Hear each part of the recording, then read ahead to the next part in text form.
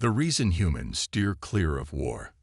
The Galactic Federation was a beacon of interstellar cooperation, its species unified by a common goal: peace and prosperity throughout the cosmos. Among its many members was Earth, a planet labeled a death world due to its harsh environment and aggressive fauna. Yet the humans who called it home were considered remarkably peaceful by galactic standards. The Federation Species Registry had humans listed as a mere 2 out of 16 on the Aggression Index, a rating that surprised many, given the reputation of their planet. Interactions with the Terran Union, Earth's governing body, supported this assessment. Humans had not fought any wars among themselves for centuries, having formed a unified world government before they even achieved faster-than-light travel. They responded to first contact with enthusiasm, embracing diplomacy and compromise in every situation. Since joining the Federation, Earth had resolved disputes through peaceful means, avoiding conflict at every turn. When the expansionist Zanuck claimed a Terran mining colony as their territory, the Federation braced for a minor conflict, expecting the humans to defend their outpost. However, the Terrans simply shrugged and agreed to hand over the planet in exchange for a small yearly fee. This peaceful approach left the Zanuck baffled, but somehow the humans ended up as their prominent trading partners. In another instance, the paranoid Hoddle arrested Terran ambassadors on charges of espionage, a clear provocation to war. Yet the humans didn't retaliate. Instead, they opened back-channel negotiations and arranged a prisoner exchange, trading a few smugglers for their people. Thoughts on the humans varied within the Federation. Some praised their pacifism, while others saw it as weakness. Among the latter was General Kylon, a veteran commander who believed that the only reason not to respond to blatant insults with aggression was a lack of strength or wits. The galaxy's view of humanity was about to change, however, with the arrival of the Devourers, a mysterious, destructive force unlike anything the Federation had encountered before. These invaders had a singular, terrifying goal: to drain stars of their energy, leaving lifeless systems in their wake. The Federation's finest fleets, composed of the 3 most militaristic species in the galaxy, banded together to face this threat. Yet, despite their best efforts, they suffered heavy losses. Their weapons barely scratched the enemy ships, and it quickly became clear that the Federation fleet was outmatched. Facing annihilation, General Kylon ordered a retreat, sending out a desperate distress signal. He hoped that other species might come to their aid, but his call was met with silence. The Federation's lesser militaries chose to flee and fend for themselves rather than join the fight. Just as all hope seemed lost, human ships appeared on the Federation's sensors, jumping to their position. Kylon couldn't help but find the situation ironic. The only ones who came to their aid were the Galactic pushovers, as humans were often labeled. There were only 5 Terran ships, hardly enough to mount a defense against the thousands of Devourer vessels. Despite their limited numbers, the humans hailed the Federation fleet. Federation vessel, this is Commander Michael Roth of the Terran Union. We are here to assist in any way possible, the human commander said, his voice calm and steady. General Kylon, grateful for any support, quickly responded. Thank you for coming, Commander Roth. I am General Kylon. Please join our formation and help cover our retreat. To Kylon's surprise, Commander Roth blinked in confusion. Retreat. Our intentions are to engage and terminate the enemy. Kylon was taken aback. With 5 ships. All due respect, Commander, the Devourers number in the thousands. They crushed our fleet of equal magnitude. It's in your best interest to follow our lead. Roth chuckled softly. You think humans are a peaceful species, General. Why would you think that? Well, you've never fought with anyone. You resolve everything with talk. Humans are the lowest-rated species on the Aggression Index, Kylon replied, puzzled. I see the Federation has misjudged us, Roth said, his tone suddenly serious. Do you know why we avoid war, General? Because you don't think you can win. Kylon guessed. Roth laughed heartily. No, it's because we know what we are, what we're capable of, and nobody's deserved that quite yet. Kylon, convinced that the human commander was delusional, shrugged. If Roth wanted to send his men to slaughter, Kylon wouldn't stop him. If you insist on fighting, I won't stand in your way. But you're on your own. What is your plan? Roth's response was chilling. We brought a nanite bomb we've developed. We've never actually used one before since in about 5% of simulations they don't stop with localized entities and consume all matter in the universe. But we've programmed them to self-destruct after a few seconds, which will probably work. Kylon's eyes widened in alarm. Wait, hold up. You just said it could destroy everything. Before Kylon could get in another word, the Terran flagship fired a missile. At first, Kylon thought they had missed their mark. The projectile sailed through the Devourer fleet, not connecting with a single ship. Then, it detonated at the rear of the formation, and all hell broke loose. Space itself seemed to shudder as an explosion tore through the enemy fleet. The force was so powerful that the Federation's sensors couldn't measure it, returning only error messages. At least a third of the Devourer fleet was vaporized instantly, reduced to molten metal in the blink of an eye. The ships further out from the blast sustained heavy damage, but an invisible force seemed to be slowly disintegrating them as well. Kylon realized with horror that the nanobots were attacking the ships at a molecular level, dismantling them bit by bit. The Devourers hardly knew what hit them. By the time they thought to return fire, there was nothing left to shoot at. Their arsenal had evaporated, and their ships were reduced to floating debris. Where there had once been an unstoppable army, now only empty space remained. The humans had unleashed a wave of destruction that was unrivaled by anything Kylon had seen in his military career. With just a single missile, they had wiped out a threat that had decimated the Federation's best fleets. Horror shot through Kylon's veins at the thought that these weapons might one day be turned against the Federation. The aggression index needed an update. Humans were no pushovers. They were a species to be feared.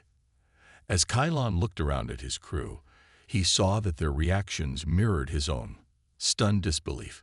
If the humans ever became hostile, they represented a threat of the highest level. They could wipe out the entire galaxy without breaking a sweat. Commander Roth's voice cut through Kylon's thoughts. Now that's taken care of, you should have just invited us to the party to start with.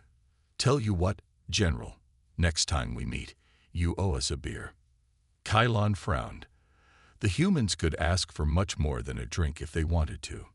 Yeah, I think we can do that, he replied. The Terran ships warped back into hyperspace, leaving Kylon to process what had just happened. As he replayed the events in his mind, it clicked. He finally understood why the humans avoided war. They did so because it would be too easy for them to win. The iron fist in a velvet glove. Word of the Devourer's defeat spread quickly through the Galactic Federation. Species that once dismissed humanity as a peaceful, non-threatening race now reevaluated their assumptions. The humans had demonstrated power beyond comprehension, obliterating a threat that no other species could even scratch. While many were grateful for their intervention, others were unnerved by the revelation of humanity's hidden strength. Back on Earth, the Terran Union remained largely indifferent to the galaxy's shifting opinions. They had always known their own capabilities and had no interest in flaunting their power unless absolutely necessary. Instead, they focused on rebuilding their shattered colony and advancing their technology even further. For humans, progress was a never-ending pursuit, driven by curiosity and a relentless desire to push the boundaries of what was possible. Meanwhile, in the halls of the Federation Senate, the Devourer incident had sparked heated debates. Representatives from various species argued over the implications of humanity's newfound status. Some called for tighter restrictions on Terran technology, fearing that their weapons could one day be turned against the Federation itself. Others insisted on forging closer ties with Earth, believing that a strong alliance with the humans was the best way to ensure peace and security. In the midst of this turmoil, a mysterious figure arrived on the Federation's capital planet, Eurydia. He was a human diplomat, though he dressed more like a soldier than an envoy. Tall, broad-shouldered, and with a gaze that could pierce through steel, he was a striking figure in the pristine marble halls of the Senate. His name was Marcus Thane, and he had been sent by the Terran Union to address the Federation's growing concerns. Thane's arrival caused a stir among the senators. They were accustomed to human diplomats who spoke softly and carried an air of humility. But Thane was different. He exuded a quiet confidence, an unspoken assurance that he could handle whatever challenges came his way. The Federation's representatives quickly realized that this was not a man to be trifled with. When the Senate convened to discuss the Devourer incident, Thane was invited to speak. As he stood before the assembly, the chamber fell silent. His presence commanded respect, and even those who had been most critical of humanity found themselves listening intently. "Honorable Senators," Thane began, his voice calm but firm, "I understand that recent events have raised questions about the Terran Union and our place within the Federation. Some of you are concerned about the power we wield, and I do not blame you. The weapon we used against the Devourers was not something we deployed lightly. It was a last resort, born out of necessity." He paused, letting his words sink in. The senators exchanged uneasy glances, their earlier confidence wavering. "Humanity has always sought to avoid conflict," Thane continued, "not because we are weak, but because we understand the cost of war. We have seen our own planet torn apart by conflict in the past, and we vowed never to let it happen again. That is why we chose to unify under a single government, why we embrace diplomacy and cooperation. But make no mistake, when our survival is threatened, we will do whatever it takes to protect our people and our allies." The tension in the room was palpable. Thane's words carried a weight that few could ignore. He wasn't threatening the Federation, but he was making it clear that humanity would not be pushed around. "Some of you may view our actions as reckless, even dangerous," Thane said, his gaze sweeping across the chamber. "But I assure you, the Terran Union has no interest in conquest or domination. We are builders, explorers, and protectors. The weapon we used against the Devourers was a testament to our ingenuity, but it is not the only tool we have at our disposal. We have developed countless technologies that can benefit the entire galaxy, advancements in medicine, energy, and transportation. We are willing to share these with the Federation, as we have always done. But we will not be bullied or treated as a threat simply because we possess the means to defend ourselves." A murmur of agreement spread through the chamber. Thane's words resonated with many of the senators, who saw the value in maintaining a strong alliance with Earth. The more pragmatic among them recognized that alienating the Terran Union could have dire consequences.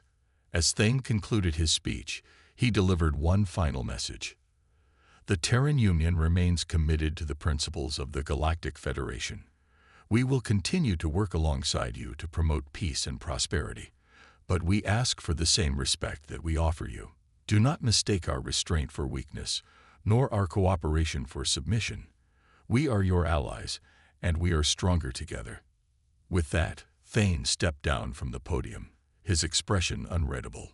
The Senate was left in silence, the weight of his words hanging in the air. The humans had made their stance clear. They were not to be underestimated, and they would not tolerate being treated as second-class members of the Federation. In the days that followed, the Senate's attitude toward humanity shifted. While some senators still harbored doubts, the majority recognized the importance of having the Terran Union as an ally. The Devourer threat had been neutralized, but the galaxy was vast, and other dangers lurked in the shadows. In such uncertain times, the Federation could not afford to alienate one of its most powerful members. As for Marcus Thane, he remained on Iridia as the Terran Union's representative.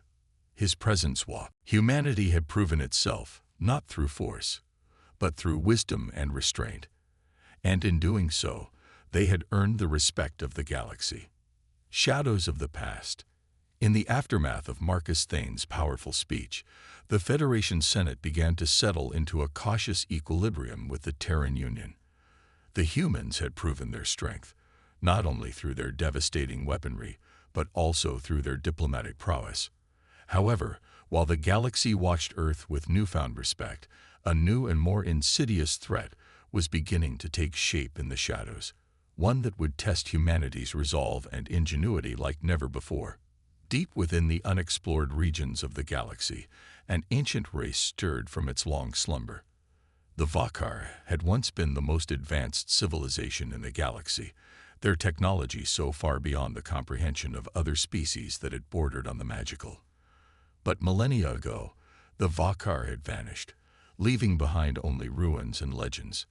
Now, as the galaxy grappled with the fallout of the Devourer incident, the Vakar were awakening, their minds set on reclaiming their lost empire. Unknown to the Federation, the Vakar had been observing the events surrounding the Devourers. They had watched with interest as the humans unleashed their terrifying weapon, and they recognized in humanity a potential rival. Unlike the Federation, which saw the Terran Union as a powerful ally, the Vakar saw them as a challenge to their ancient dominion. They could not allow such a race to gain dominance over the galaxy. On Earth, life had returned to normal, or at least, what passed for normal in a galaxy still reeling from the Devourer threat. The Terran Union continued its relentless pursuit of technological advancement, with scientists and engineers working tirelessly on new projects. Among these was the Phoenix Initiative, a top-secret program aimed at developing the next generation of human technology. Led by Dr. Elena Kincaid, one of the most brilliant minds in the Union, the Phoenix Initiative was humanity's best hope for maintaining its edge in an increasingly dangerous galaxy.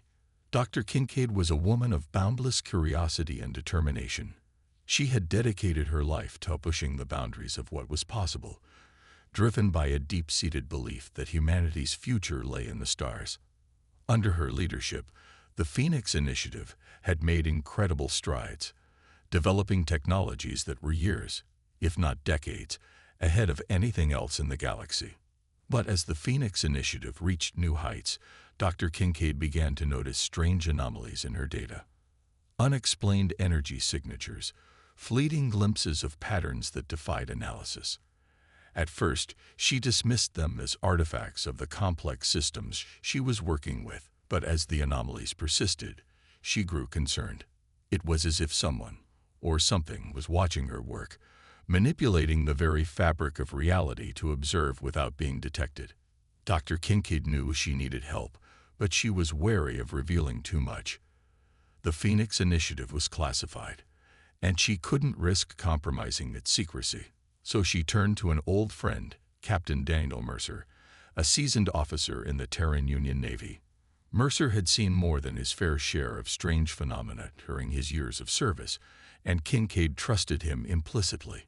When Kincaid contacted Mercer, she didn't mince words. "Daniel, I need your help. There's something unusual happening with the Phoenix Initiative, and I can't explain it. I think someone might be trying to interfere with our work, but I don't have proof." Mercer listened carefully, his expression growing more serious as Kincaid described the anomalies. "Elena, if what you're saying is true, this could be a major security breach. We can't afford to take any chances. I'll assemble a team and come to the lab.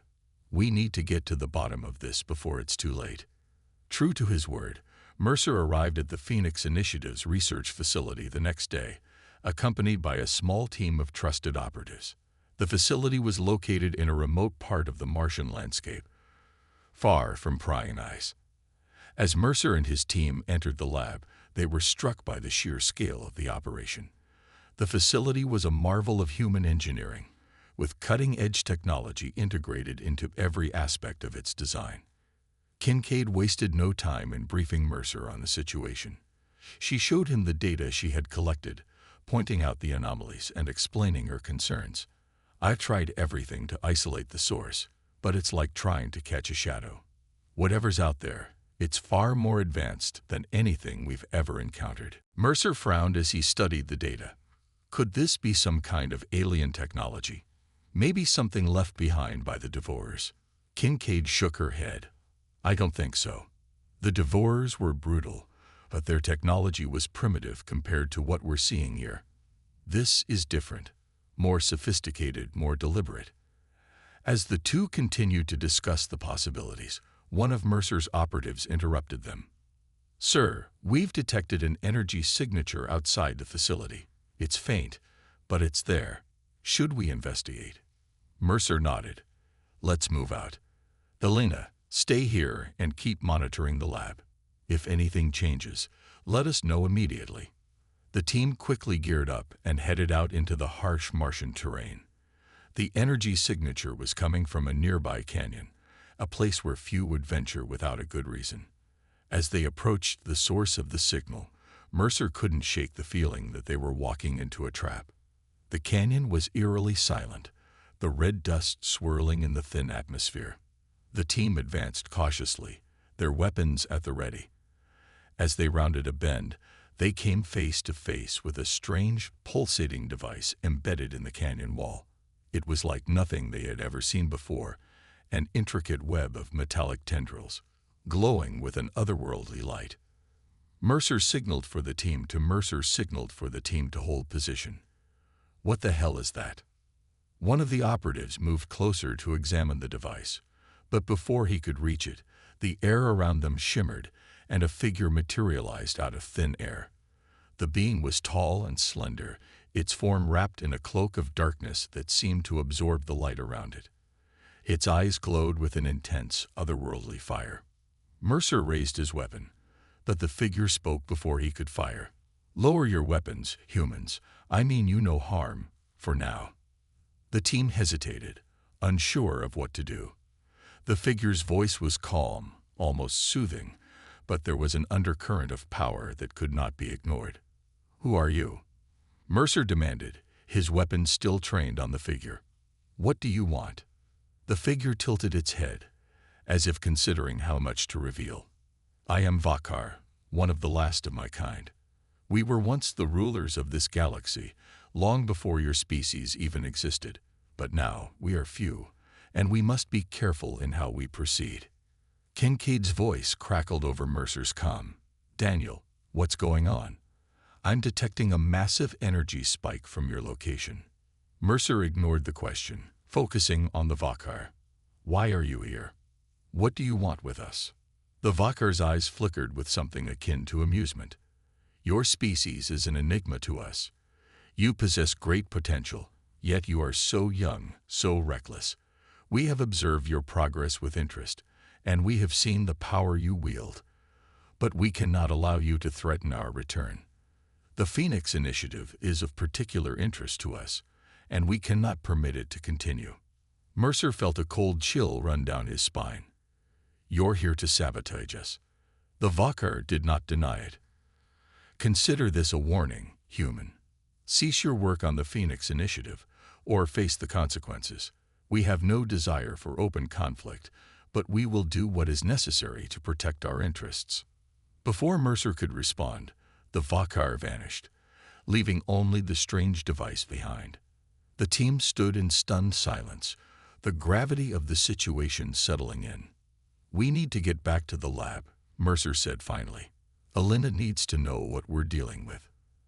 As they made their way back, Mercer couldn't shake the feeling that humanity had just stumbled into something far bigger than themselves. The Vakar were ancient, powerful, and determined to stop the Terran Union at any cost. The future of humanity, and the entire galaxy, was hanging in the balance. The Vakar's gambit. Back at the Phoenix Initiative facility, Dr. Elena Kincaid paced nervously, her mind racing as she tried to process the data from the anomaly. The energy readings were off the charts, unlike anything she'd seen before. When Mercer finally returned, his expression grim, she knew the situation had escalated beyond anything they could have anticipated. "We need to talk," Mercer said, his voice low and urgent. He quickly recounted the encounter with the Vakar, detailing the ancient aliens' warning and their apparent interest in the Phoenix Initiative. Kincaid listened in silence, her face growing pale as Mercer described the Vakar's intentions. "They're trying to force us to abandon our work," she said finally, her voice trembling slightly. "But why? What could they possibly want with us?" Mercer shook his head. They see us as a threat, Elena. They're afraid of what we might become if we keep pushing forward. Kincaid frowned, her scientific curiosity overriding her fear. But the Phoenix Initiative is still in its early stages. We're developing new technologies, yes, but nothing that could challenge a civilization as advanced as the Vakar. Maybe it's not what we are now, but what we could become, Mercer suggested. The Vakar see the potential in humanity, and they don't want us to reach it. Kincaid bit her lip, deep in thought. If they're watching us, monitoring our progress, then they must have some kind of surveillance or monitoring technology. We need to find it and shut it down before they can do any more damage. Mercer nodded in agreement. Agreed. But we can't do this alone. We need to bring in more resources, more minds. This is bigger than just us. Over the next few days, Mercer and Kincaid worked tirelessly to gather a team of the best minds in the Terran Union. Scientists, engineers, and military strategists were brought in, each sworn to secrecy about the Vakar threat. The facility buzzed with activity as they began devising a plan to counter the Vakar's influence. One of the first steps was to develop a way to detect and neutralize Vakar technology. The strange device Mercer's team had found in the canyon was brought back to the lab for analysis. Kincaid and her team spent hours studying its intricate design, trying to unravel its mysteries. "This device is like nothing I've ever seen," Kincaid muttered as she examined the alien artifact. "It's not just advanced, it's on a completely different level of sophistication. The materials, the energy patterns, it's almost as if it's alive." As Kincaid worked, Mercer oversaw the security of the facility, ensuring that no one could get in or out without strict clearance. The threat of the Vakar loomed large, and he couldn't afford to let his guard down. Despite the tension, there were moments of camaraderie among the team. They were united by a common goal: to protect humanity from this new and terrifying threat. As they worked, they shared stories, laughed at old jokes, and found solace in the knowledge that they were not alone in this fight. As the days turned into weeks, Kincaid made a breakthrough. She discovered that the Vakar device emitted a unique energy signature that could be traced back to its source. With this knowledge, the team could potentially track down other Vakar devices and neutralize them. "This is it," Kincaid said one evening, her eyes gleaming with excitement as she showed Mercer her findings. "We can use this energy signature to track their devices. If we can find their network, we might be able to shut them down." Mercer studied the data, a glimmer of hope in his eyes. "This could be our chance to turn the tide. But we need to move quickly. The Vakar won't wait for us to figure things out." Armed with Kincaid's discovery, the team launched a series of covert missions across the solar system. Using specialized equipment designed to detect the Vakar energy signature, they searched for hidden devices in the most unlikely of places, on moons, in asteroid fields, even in the depths of space. It was a dangerous game of cat and mouse, with the Vakar always one step ahead. But humanity was relentless. One by one, they began to uncover the Vakar's hidden network. Each discovery brought them closer to understanding the true scope of the threat they faced. The devices were not just surveillance tools. They were part of a larger system, one designed to cripple humanity's technological progress if triggered. As the team worked tirelessly to dismantle the Vakar network, tensions ran high. The Vakar were aware of humanity's efforts, and they responded with increasing aggression. Ships vanished without a trace, research stations went dark, and strange phenomena plagued the edges of Terran space. It was clear the Vakar were not going to back down. Then, in the midst of their operations, the team received a distress signal from a remote Terran colony on the outskirts of the solar system. The signal was weak, barely a whisper across the vast distance, but the message was clear: the Vakar had attacked. Mercer wasted no time. "We need to get out there and see what we're dealing with," he said, already preparing for the mission. If the Vakar are making a move, this could be the start of something much bigger. Kincaid, however, was torn. "Daniel, if you go, you could be walking into a trap. The Vakar might be trying to lure us away from the real target. I know, Mercer replied grimly. But we can't just ignore this. Those people need our help. In the end, Mercer and a small team of elite soldiers were dispatched to the colony, while Kincaid and the rest of the team remained at the facility, continuing their work on neutralizing the Vakar devices. The mission was risky, but they had no choice. Human lives were at stake. As Mercer's team approached the colony, they found it in ruins. The once thriving settlement was now a wasteland, the buildings reduced to rubble, and the sky dark with smoke. There were no signs of life, only the haunting silence of a place that had seen unspeakable violence. Mercer's heart sank as he surveyed the devastation. What could have done this? He muttered, but he already knew the answer. The Vakar had left their mark. As they moved deeper into the colony, the team found more evidence of the Vakar's presence. Strange symbols were carved into the walls, pulsating with a faint, eerie light. The air was thick with the residue of alien technology, the same energy signature Kincaid had identified. Suddenly, one of the soldiers cried out, pointing to a figure emerging from the shadows. It was a colonist, battered and bruised, but alive.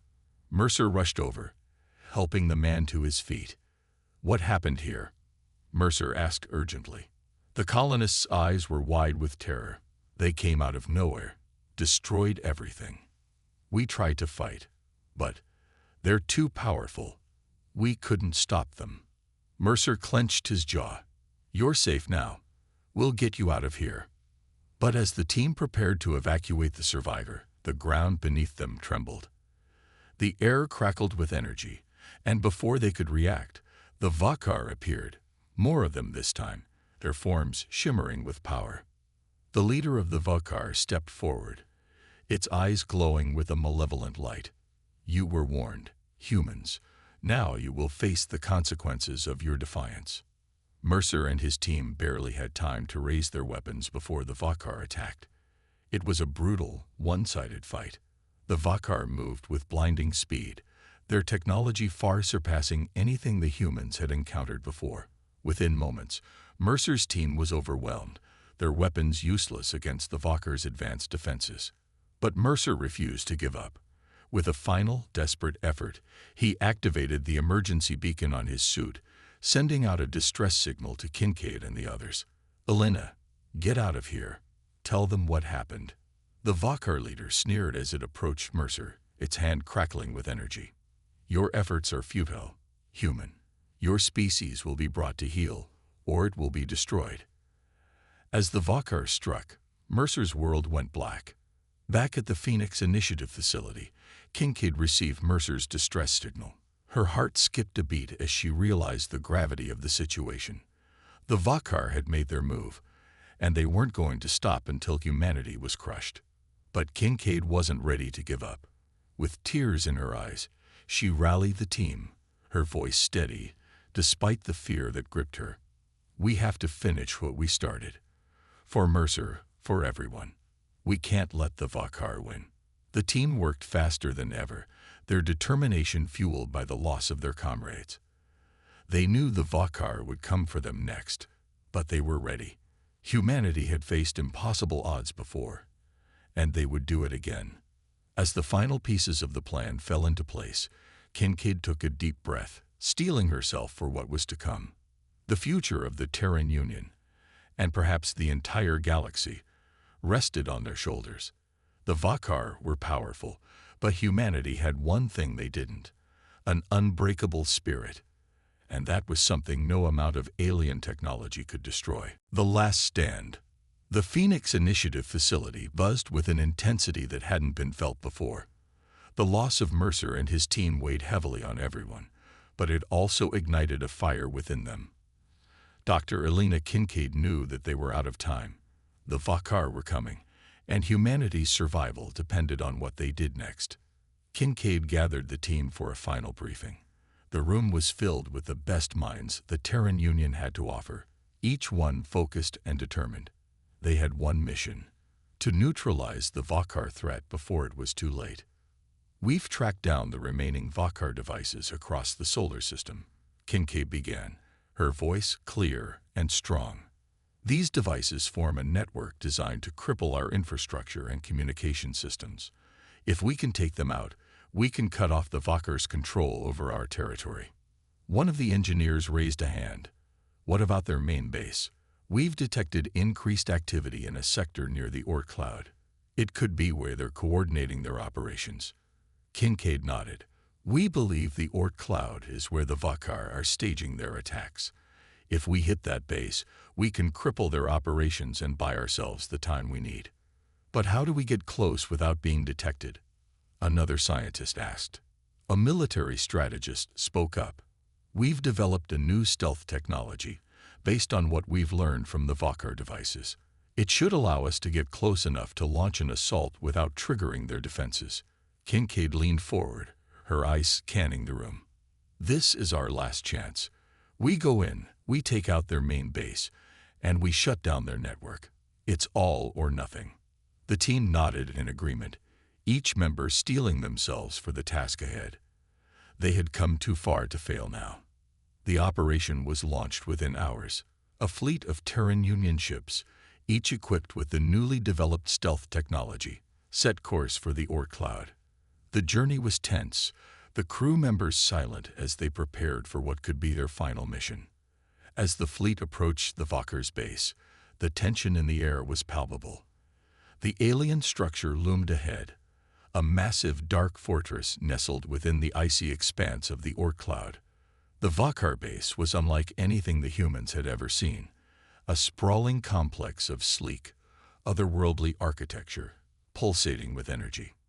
This is it, Kincaid said, her voice steady despite the fear gnawing at her insides. Activate the stealth field and prepare for the assault. The fleet's ships shimmered as the stealth field activated, rendering them nearly invisible to Vakhar sensors. The plan was simple. They would approach the base undetected, plant charges at key points, and detonate them simultaneously, crippling the Vakhar's operations. The ships moved in, gliding silently through the dark void. As they drew closer, Kincaid's pulse quickened. This was the moment of truth. Charge teams, prepare to deploy, she ordered. The teams, comprised of elite soldiers and engineers, quickly boarded their dropships. As they descended toward the Vakhar base, the enormity of what they were about to do hit them. They were going up against an enemy far more advanced, with technology that defied comprehension. But they also knew they had no other choice. The dropships landed on the surface of the base with barely a whisper, the soldiers and engineers disembarking and spreading out to their designated targets.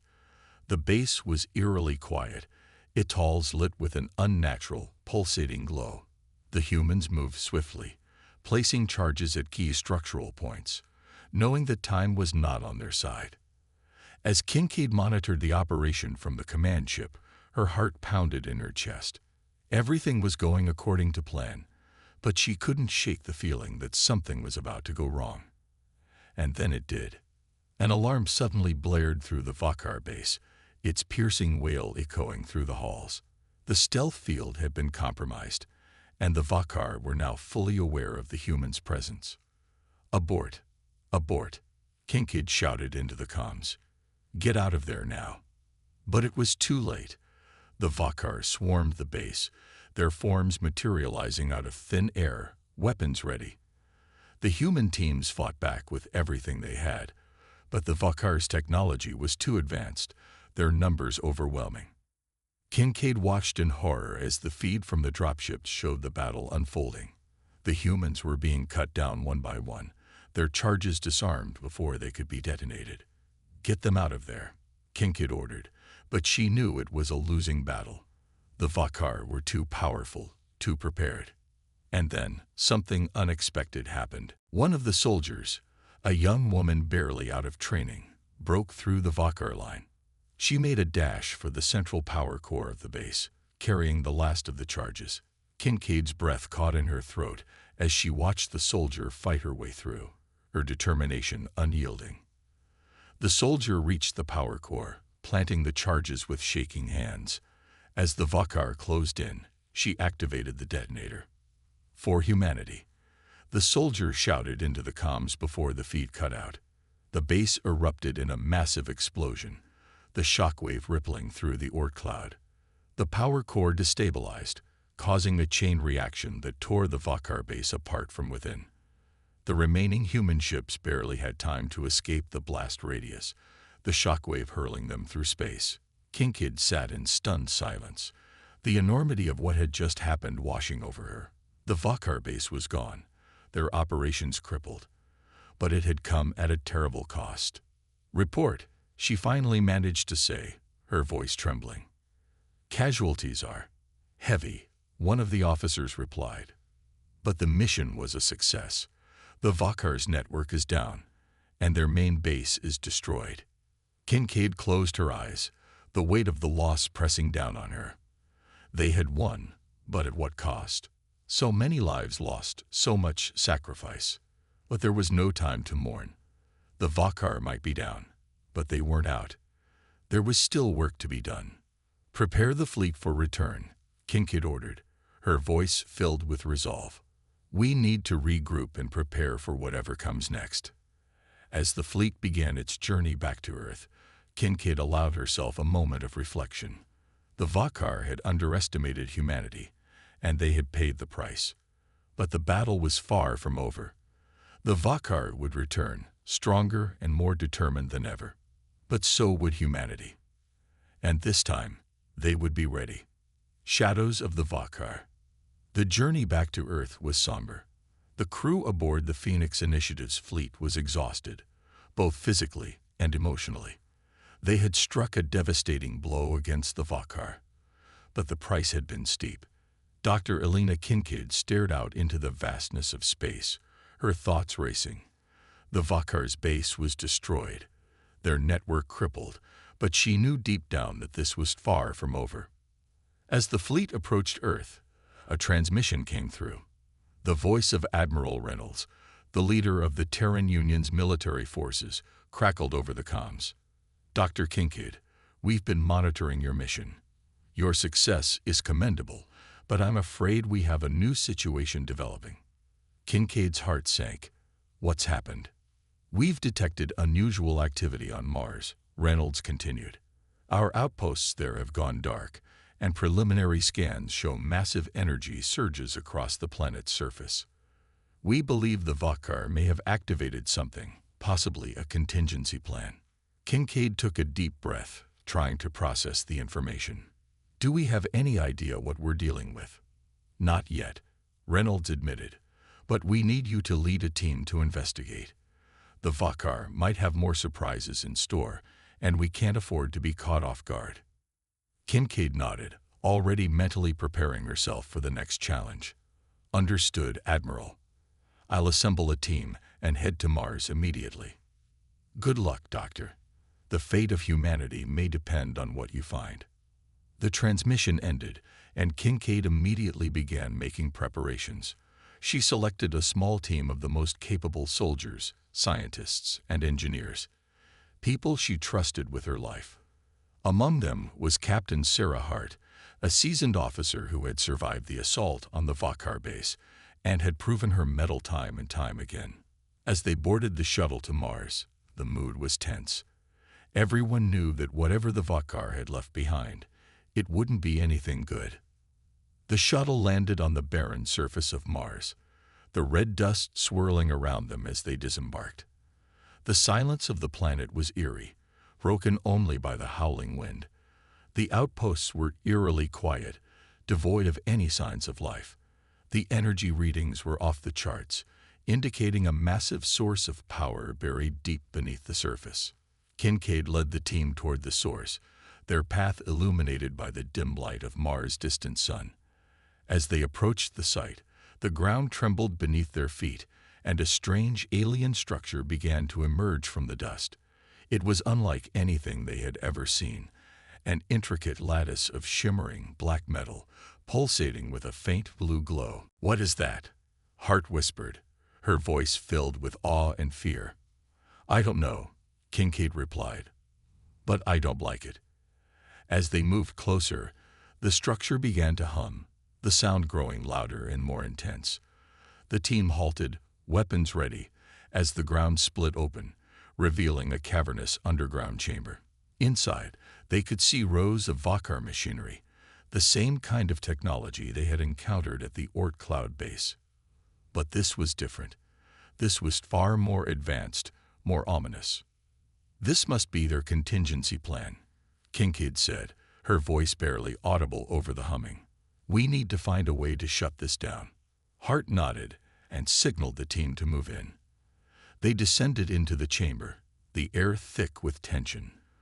The machinery thrummed with energy, the entire structure seemingly alive with alien power. As they moved deeper, Kincaid noticed something strange. Symbols etched into the walls, glowing faintly in the darkness. She ran her fingers over the symbols, recognizing some of them from the research they had conducted on the Vakar. These were coordinates, but not of any known location in the solar system. "They're planning something bigger," Kincaid muttered. "This isn't just a contingency plan. This is the beginning of a full-scale invasion." Hart's face paled. "We need to destroy this place now." Kincaid agreed. "But we need to do it carefully. If we trigger the wrong system, we could set off whatever this is before we're ready." The team split up, each member tasked with planting charges at critical points around the structure. As they worked, the humming grew louder, the energy readings spiking dangerously high. Suddenly, the machinery began to activate. Giant panels lit up, and the ground started to quake. The Vakar had anticipated their arrival, and now the structure was coming to life. "Get those charges set," Kincaid shouted. "We don't have much time." The team worked frantically, their hands moving quickly over the unfamiliar technology. But it was too late. The structure began to rise from the ground, massive tendrils of metal unfurling and reaching toward the sky.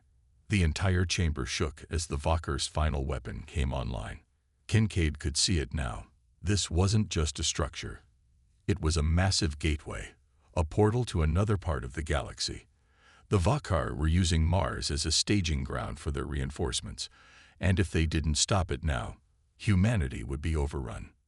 "Detonate the charges," Kincaid ordered. The team scrambled to activate the detonators, but the portal was already opening. A blinding light filled the chamber as the gateway activated, its energy tearing through the fabric of space. "Now," Kincaid screamed. The charges exploded, the blast wave ripping through the chamber and collapsing the walls. The ground shook violently as the structure began to crumble, the portal flickering as its power source was destroyed. The team ran for the exit, the entire cavern collapsing behind them.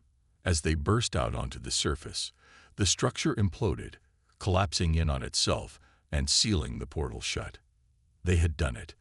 The Vakar's gateway was destroyed, their plan thwarted. But as Kincaid stared at the wreckage, she knew this was only the beginning. The Vakar would regroup. They would find another way to attack, and humanity would have to be ready. The war was far from over, but today they had won a crucial victory. And as long as there were people willing to fight, there was still hope. The final stand. The dust had barely settled on Mars when Dr. Elena Kincaid and her team returned to Earth.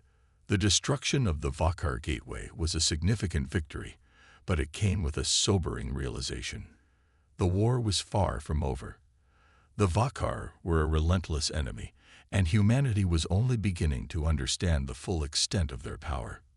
As the Phoenix Initiative's fleet orbited Earth, Kincaid convened a meeting with the top leaders of the Terran Union.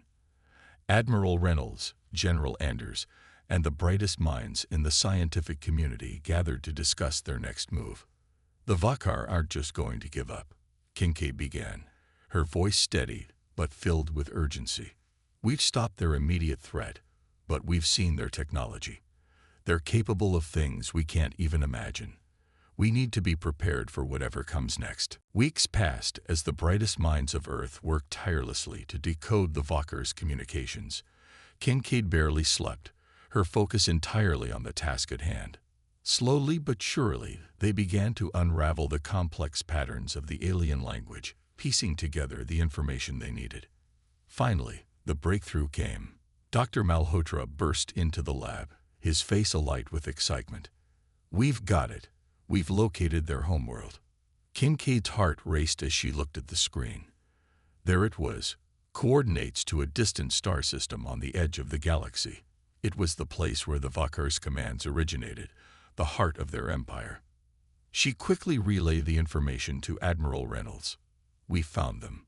It's time to strike." Reynolds wasted no time. The Terran Union's fleet was mobilized, and within days, they were ready to launch the largest offensive in human history. Thousands of ships, armed to the teeth with the latest weaponry, prepared to leave Earth's orbit. Kincaid and her team were at the forefront, leading the charge. As the fleet jumped into hyperspace, the tension was palpable. This was it, the final stand, the battle that would determine the fate of humanity.